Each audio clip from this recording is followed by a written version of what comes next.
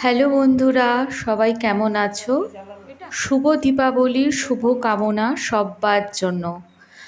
আজ কালী পুজোর দিনে আমাদের বাড়িতে লক্ষ্মী পুজো হয়, অলক্ষ্মী বিদায়ের পুজো।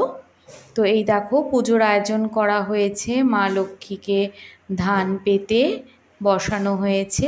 আর দেখো কলার পেটোর মধ্যে লক্ষ্মী মানে এখানে কুবের, বিষ্ণু নারায়ণ সব বানিয়ে চালের বাটা দিয়ে বানিয়ে রাখা হয়েছে।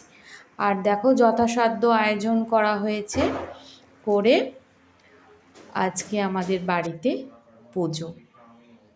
এই দেখো পুরোহিত মশাই চলে এসেছেন, উনি পুজোয় বসেছেন।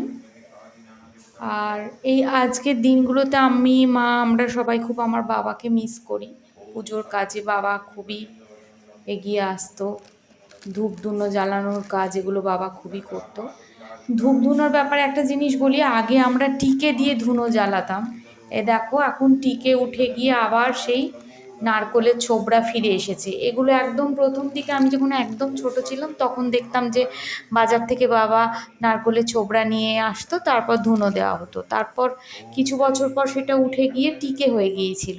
এখন আবার দেখো সব পুরনো জিনিস ফিরে আসছে, টিকে আর নেই, এখন আবার দোকান থেকে ছোবড়া দিয়েছে, ওই দিয়ে ধুনো জ্বালানোর চেষ্টা করা হচ্ছে। দেখো আমার ছেলেকেও বসিয়েছি পুজোর এখানে, যে বসতে চায় না এক জায়গায় স্থির হয়ে, তাও ওকে জোর করে বসিয়েছি। তো দেখো ধুনো দিচ্ছে। আর এই যে আরতি হচ্ছে, পঞ্চপ্রদীপ দিয়ে আরতি করা হচ্ছে ঠাকুরকে। আরতির আগে আমরা অঞ্জলি দিয়েছি, তো অঞ্জলির সময়ের ভিডিওটা তুলতে পারিনি। পুরোহিত মশাই আরতি করছেন। পুজোর দিনগুলো খুবই মনে পড়ে আমার বাবাকে, আর খুব ভালো লাগে এই দিনগুলোতে সুন্দর করে আলপনা দিয়ে পুজোর জোগাড় করতে। তো আজকে দুপুরে এই সন্ধ্যের মধ্যেই আমাদের পুজো হয়ে গেল। এরপর আমরা মা পাঁচালি পড়বে, পাঁচালি পড়া হয়ে গেলে তারপর আমরা প্রসাদ বিতরণ করব মানুষজনের মধ্যে। এটা হচ্ছে কর্পূর দিয়ে আরতি করা হচ্ছে ঠাকুরকে।